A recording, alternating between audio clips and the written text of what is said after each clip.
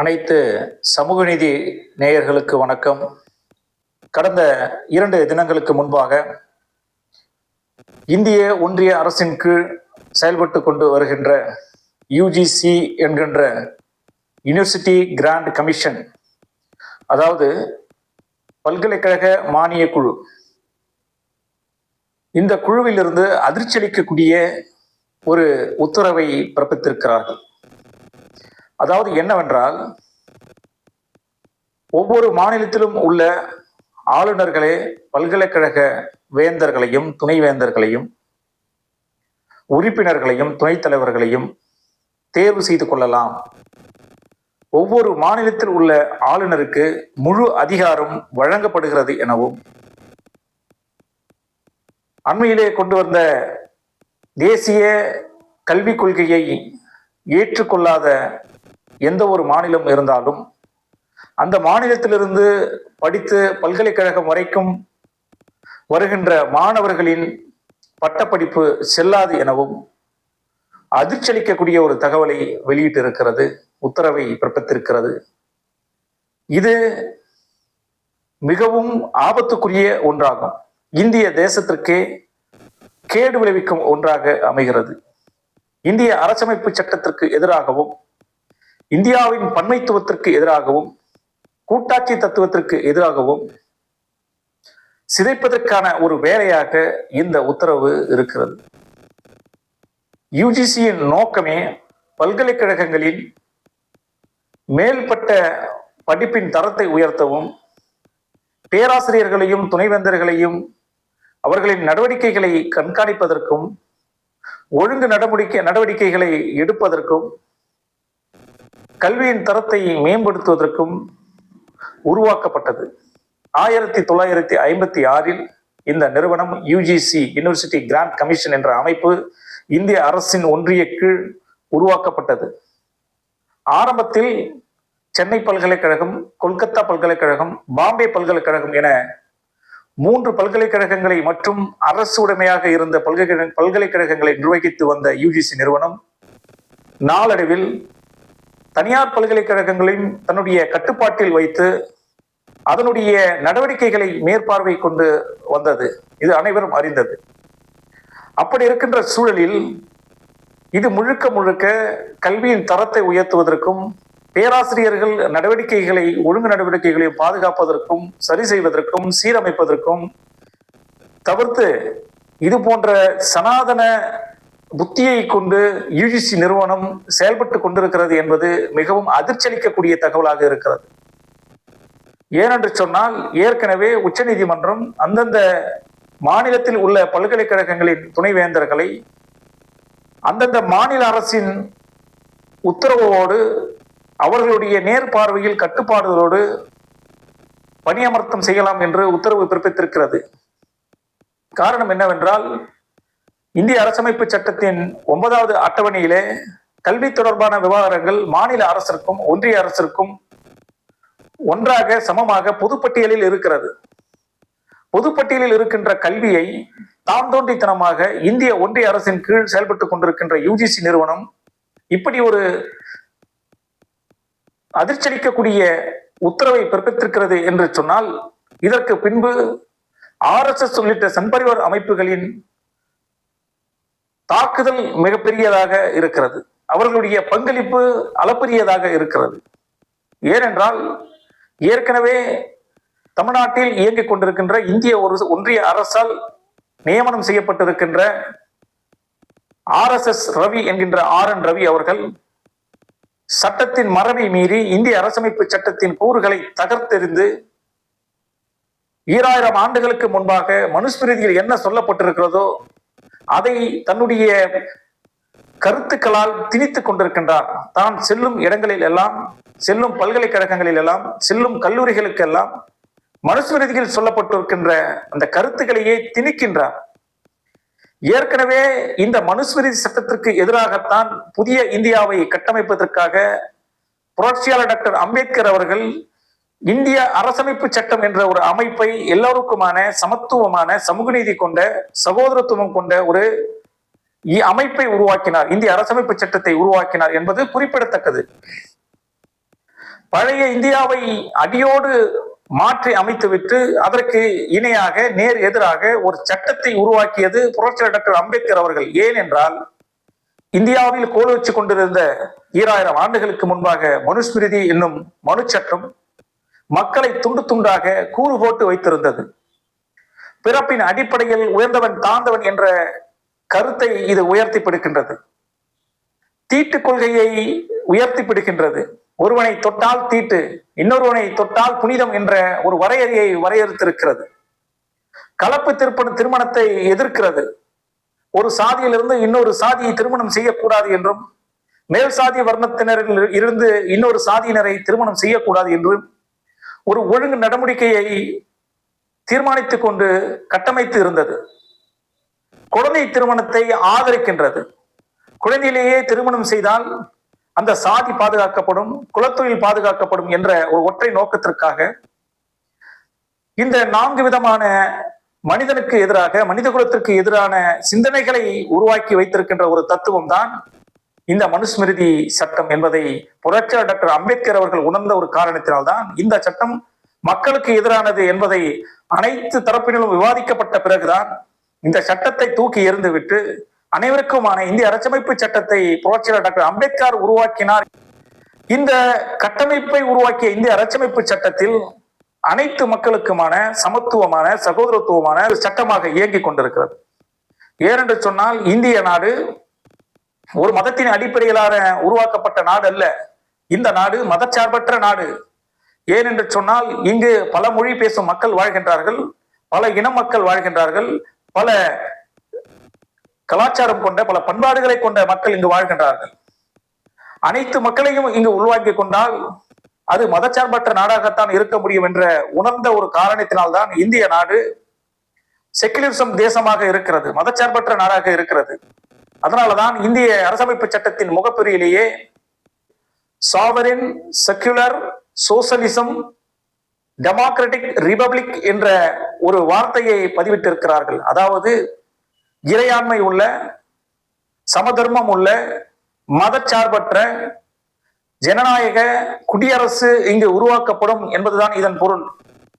அதனால்தான் இந்த நாடு குடியரசு நாடாக இருக்க வேண்டும் என்று சொன்னால் மதச்சார்பற்ற நாடாக இருக்க வேண்டும் என்பது முக்கியத்துவம் வாய்ந்ததாக அமைந்த ஒரு காரணத்தினால்தான் இதை இந்திய அரசமைப்பு சட்டத்தின் முகப்புரியிலேயே அனைத்து விவாதங்களின் அடிப்படையில், பல விவாதங்களுக்கு மத்தியில் இது சேர்க்கப்பட்டது என்பது குறிப்பிடத்தக்கது. அதனால் இந்தியாவில் பேசப்படும் பன்மைத்துவங்கள் பாதுகாக்கப்படுகிறது, கூட்டாட்சி தத்துவம் பாதுகாக்கப்படுகிறது, சோசலிசம் பாதுகாக்கப்படுகிறது.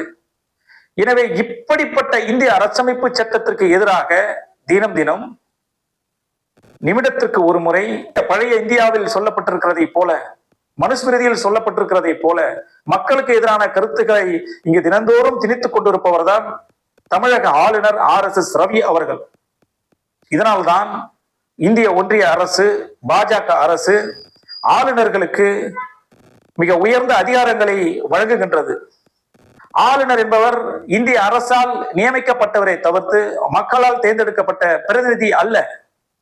ஒரு மாநிலத்தில் மக்களால் தேர்ந்தெடுக்கப்பட்ட பிரதிநிதிகள் ஆட்சி அமைக்க முழு அதிகாரம் இருக்கிறது, சட்டத்தை இயற்றுவதற்கு முழு அதிகாரம் இருக்கிறது, அவர்களுக்கே உயர்ந்த அதிகாரம் இருக்கிறது என்ற போதிலும் கூட இந்திய அரசால் நியமிக்கப்பட்டிருக்கின்ற ஆளுநர் அவர்கள் அந்த சட்டத்தை நிறைவேற்றும் மசோதாக்களில் கையெழுத்திடும் பழக்கத்தை கைவிடுகின்றார். அந்த சட்டத்தை நிறைவேற்றுவதில் இவருக்கு மிகப்பெரிய தயக்கம் இருக்கிறது. காரணம், இவர்கள் நிறைவேற்றும் சட்டம் அனைவருக்குமான சட்டம், அனைத்து மக்களுக்குமான சட்டம். RSS ரவி ஏன் கையெழுத்து இடவில்லை என்று சொன்னால், அவர் அனைத்து மக்களுக்குமான தலைவர் அல்ல, ஒரே ஒரு சாதிக்கான தலைவர். அதாவது இந்து மதம் என்று சொல்லிக் கொள்ளப்படுகிற பிராமண சமூகத்திற்கு தொண்டாட்ட வந்திருக்கின்ற ஒரு மனிதர் தான் RN ரவி என்கின்ற RSS ரவி அவர்கள். பிராமண சமூகம் என்ன சொல்கிறதோ அதை சற்றும் தவறாமல் செவ்வனே செய்து முடிப்பவர் தான் இந்த RSS ரவி. RSS-ஐ உருவாக்கியவர்கள் பிராமணர்கள். RSS என்பது பிராமணர்களுக்கான ஒரு சங்கம். ஆனால் அதை பொதுவாக ராஷ்டிரிய சுயசேவ் சங் என பெயர் வைத்திருப்பார்கள். ஆனால் இது முழுக்க முழுக்க பிராமணர்கள் தங்களை தற்காத்துக் கொள்ள ஒரு உருவாக்கப்பட்ட ஒரு சங்கம் தான் பிராமணர் சங்கம். அதுதான் RSS. இந்த RSS-இல் ஆரம்பிக்கப்பட்ட முதல் அனைவருமே பிராமணர்கள் தான். பின்பு இந்த பிராமணர்கள் ஏதும் அதிகாரத்தை சுவைக்க முடியாத ஒரு காரணத்தினால்தான் பிராமணர் அல்லாத சமூகத்தையும் இணைத்துக் கொண்டார்கள். பிராமணர் அல்லாத சமூகத்தை இணைத்துக் கொண்டு இவர்கள் நினைக்கும் அதிகாரத்தை சுவைத்துக் கொள்கின்றார்கள். அந்த வகையில் தான் RSS இன்று பிராமணர் அல்லாத RN ரவி போன்றவர்கள் எல்லாம் இங்கு அடிமை வேலை செய்து கொண்டிருக்கிறார்கள் என்பதை நாம் புரிந்து கொள்ள வேண்டும் தோழர்களே. ஆளுநருக்கு உயர்ந்த அதிகாரம் கொடுப்பதால் இவர் ஏற்கனவே பல துறைகளில் ஏற்கனவே இராணுவம், மருத்துவம், கல்வி நிறுவனங்கள் மற்ற அனைத்து தளங்களிலும் அரசு உயர்ந்த இடத்திலும், ஏன் இன்னும் சொல்ல போனால் நீதிமன்றங்களிலும் வழக்காடு மன்றங்களிலும் கூட RSS அதிகாரிகள் ஊடுருவி இருக்கிறார்கள். RSS உறுப்பினர்கள் ஊடுருவி இருக்கின்றார்கள். RSS என்ன கட்டளை இடுகிறதோ அதுவே சட்டமாக ஆகிறது. இங்கு அரசமைப்பு சட்டம் நிலுவையில் இருந்த போதும் கூட இங்கு மனுஸ்மிருதி சட்டமே கோலச்சு கொண்டிருக்கிறது என்பது எவ்வளவு அவமானமாக இருக்கிறது என்பதை நாம் நினைத்து பார்க்க வேண்டிய நேரம் இது. அந்த வகையில் அனைத்து துறைகளிலும் RSS உள்ளிட்ட சன்பரிவார அமைப்புகளின் உறுப்பினர்கள் செயல்படுவதால் எந்த துறையிலும் சமமான சமூக நீதி கொண்ட சகோதரத்துவம் கொண்ட நியமனம் இங்கு இல்லாத ஒரு நிலை இருக்கிறது. அப்படி ஆளுநருக்கு RSS கருத்துக்களை உள்வாங்கி கொண்ட ஒரு ஆளுநருக்கு ஒரு உயர்ந்த அதிகாரம், அதாவது பல்கலைக்கழக துணைவேந்தர்களை அவரே நியமிக்கலாம் என்று ஒரு உத்தரவை UGC நிறுவனம் உத்தரவிட்டிருக்கிறது என்று சொன்னால் அதற்கு பின்னால் படிக்காத முட்டாள்களை எல்லாம் துணைவேந்தர்களாக அமர்த்தப்படும் ஒரு நிலை உருவாகும். இவர் ஏற்கனவே RSS கருத்துக்களை உள்வாங்கி கொண்ட ஒரு மனிதர். அவர் இன்னும் RSS கருத்துக்களை வீரியமாக யார் எடுத்துச் செல்கின்றார்களோ அவரைத்தான் இவர் பணி நியமனம் செய்வாரை தவிர்த்து படித்த பட்டதாரிகளுக்கும் முனைவர் பட்டம் பெற்றவர்களுக்கும் பதவியில் மூப்பு அடைந்தவர்களுக்கும் இவருக்கு இடம் தர மாட்டார்கள். அதிலும் சாதி இந்துக்களில் பிராமண சமூகத்திற்கு இவர்கள் முன்னுரிமை கொடுப்பார்கள். சாதி இந்துக்களில் பிராமணர் அல்லாத சமூகத்திற்கு பின்னடைவை தருவார்கள். இதில் குறிப்பாக பெண்களுக்கு, தலித் மக்களுக்கு, இஸ்லாமிய மக்களுக்கு, கிறிஸ்துவ மக்களுக்கு மிகப்பெரிய ஒரு மோசடியை செய்வார்கள். இந்த சட்டம் நிறுத்தப்பட்டால் பெருமளவு மக்கள் இந்தியாவில் பாதிக்கப்படுவார்கள். ஏற்கனவே தேசிய கல்விக் கொள்கையை இங்கு அமல்படுத்தி தேசிய கல்விக் கொள்கை என்னும் சனாதன கல்வி, குலக்கல்வியை அமல்படுத்தி மக்களை கூறு போட்டு வைத்திருக்கின்றார்கள். இந்த தேசிய கல்விக் கொள்கை என்பதே மக்களை படிக்க விடாமல் மக்கள் முட்டாளாக இருக்க வேண்டும் என்பதுதான் இந்த தேசிய கல்விக் கொள்கையின் முக்கியத்துவம். இது RSS உருவாக்கிய கல்விக் கொள்கை. இந்த RSS என்றாலே குலக்கல்வியை தான் இவர்கள் விரும்புவார்கள். குலக்கல்வி என்பது பிராமண குலத்தில் பிறந்தவர்கள் மட்டும்தான் கல்வி கற்க வேண்டும், மற்ற குலத்தில் கல்வி கற்க கூடாது.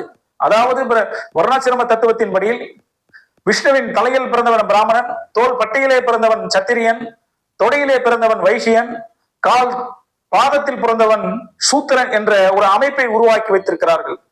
விஷ்ணுவின் தலையில் பிறந்தவர்கள் தான் பிராமணர்கள். அவர்களுக்கு படிக்க மட்டும்தான் முடியும், வேதங்களை கற்றுக்கொள்ள முடியும், மற்றவர்கள் படிப்பறிவு கற்றுக்கொள்ளக் கூடாது. அடுத்தது சத்திரியர்கள், அவர்கள் போர்களில் மட்டும் சண்டையிட முடியும், மற்ற வேலைகளை செய்ய முடியாது. வைசியர்கள், தொடையில் பிறந்தவர்கள் வைசியர்கள், அவர்கள் வியாபாரம் செய்வதற்கு மட்டும்தான் அனுமதி, மற்ற வேலைகளை செய்ய முடியாது. கால் பாதத்திலே பிறந்த சூத்திரர்கள் மேலே உள்ள 3 அடுக்கு சாதிகளுக்கும் அடிமை வேலை செய்வதற்காகவே பிறந்திருக்கிறார்கள் என்பதுதான் இந்த வருணாசிரம தத்துவத்தின் அடிப்படையிலே உருவாக்கப்பட்ட மனுஸ்மிருதி சட்டம். அந்த அடிப்படையில் தான் இவர்கள் குலக்கல்வியை உருவாக்கினார்கள். 3ஆம் வகுப்பிலிருந்து 5ஆம் வகுப்பிலிருந்து 6ஆம் வகுப்பு 8ஆம் வகுப்பு வரை பொது தேர்வு வைத்திருக்கின்றார்கள்.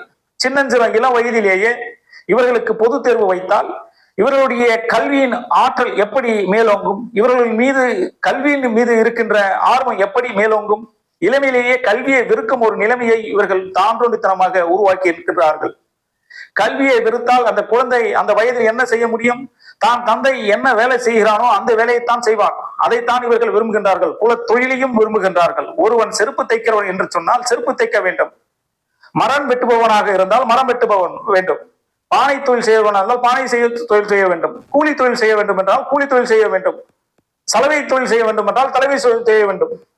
இப்படி இந்த தேசிய கல்விக் கொள்கையில் 3ஆம் வகுப்பிலிருந்து 8ஆம் வகுப்பு வரை பொது தேர்வு வைப்பதன் மூலம் குழந்தை தன்னுடைய கல்வி மீது இருக்கின்ற ஆர்வத்தை கைவிட்டு தன் தகப்பன் என்ன வேலை செய்கின்றானோ அந்த வேலையை செய்ய முற்படுவார்கள். தன் தகப்பன் செய்யும் வேலையை முற்படும் பொழுது அவனுக்கு இளமையிலேயே திருமணம் நடக்கும். இதனால் கலப்பு திருமணம் தடுக்கப்படும். அவன் சாதியிலேயே திருமணம் செய்து வைக்கப்படும்.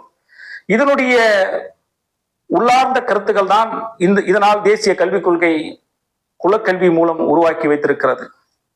ஒரே நேரத்தில் இந்த குலக்கல்வியை வைப்பதன் மூலம் கல்வி மறுக்கப்படுகிறது, குலத்தொழில் பாதுகாக்கப்படுகிறது, கலப்பு திருமணம் தடுக்கப்படுகிறது, அந்தந்த சாதியிலேயே திருமணம் செய்யப்படுகிறது, விழிப்புணர்வு இல்லாமல் இருக்கின்றது. இதையெல்லாம் தொடர்ச்சியாக இருக்க வேண்டும் என்பதுதான் பாஜக உள்ளிட்ட சன்பரிவார அமைப்புகளின் முழு மூச்சாக இருக்கிறது. அப்படி இருக்கும் பொழுது இந்த கல்வியை கற்காத எந்த மாநிலத்தில் இருந்து வருகின்ற மாணவர்களும் உயர்கல்வியை படித்தாலும் கூட அவர்களுடைய கல்வி தகுதி செல்லாது, அவருடைய பட்டப்படிப்பு செல்லாது என்று பகிங்கரமாக அறிவித்திருக்கிறது என்று சொன்னால் இதனுடைய பின்விளைவு என்ன என்பதை நாம் யோசித்து பார்க்க வேண்டும் தோழர்களே. யுஜிசி நிறுவனம் இது திரும்ப பெற்றுக்கொள்ள வேண்டும். இது இந்தியாவின் கூட்டமைப்பு தத்துவத்திற்கு எதிரானது, இந்தியாவின் அரசமைப்பு சட்டத்திற்கு எதிரானது, பன்மைத்துவத்திற்கு எதிரானது, மக்களுக்கு எதிரானது. குறிப்பாக தலித் மற்றும் பழங்குடி மக்களுக்கும் கிறிஸ்துவ மக்களுக்கும் இஸ்லாமிய மக்களுக்கும் பெருமளவு பாதிப்பை உருவாக்கக்கூடிய ஒரு உத்தரவு தான் இந்த யுஜிசி நிறுவனம் வெளியிட்டிருக்கின்ற ஒரு உத்தரவு. எனவே இதை திரும்ப பெற வேண்டும் என்று இந்த நேரலின் வாயிலாக தெரிவித்துக் கொள்கிறேன். நன்றி, வணக்கம்.